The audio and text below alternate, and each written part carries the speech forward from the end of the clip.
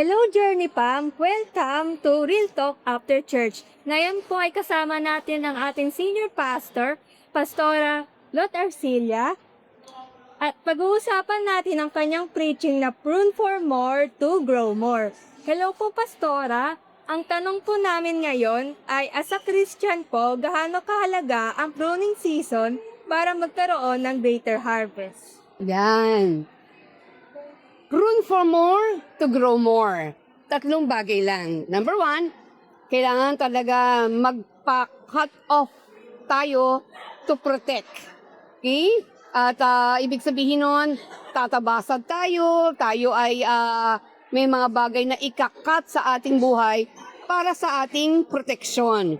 Ibig sabihin, minsan masakit, minsan iiyak tayo kung may mga binabawas o may kinakat sa atin.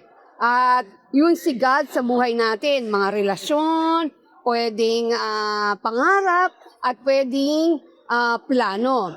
Pero, hindi naman ibig sabihin nun ay ikaw ay inaalis na sa mga bagay na plano niya. Ibig sabihin lang, pinoproteksyonan ka niya, nililigtas ka niya para doon sa pagiging mananampalataya mo para sa mas malaking kapahamakan in the future. At pangalawa, meron tayong, if we allow, we will grow if we allow subtraction before multiplication. Sabihin, kailangan mo nang may bawasan bago sa paglago.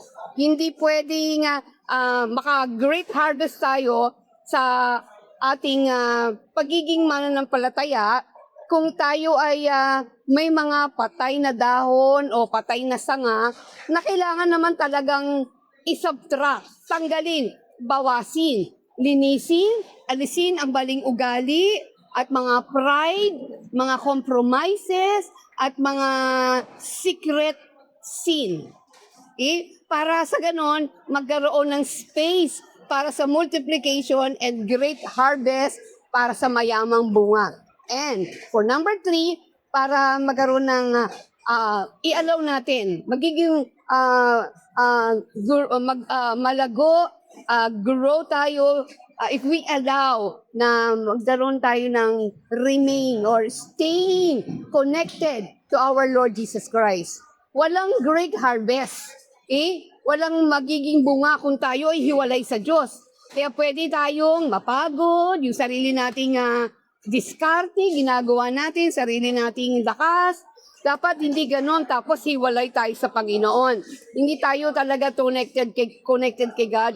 Hindi tayo magkakaroon ng isang maganda at mabungang pagiging Kristiyano at hindi tayo mag-grow. Glory to God. Praise God po, Pastora. Salamat po sa napakagandang sagot at sa pagsama po sa amin.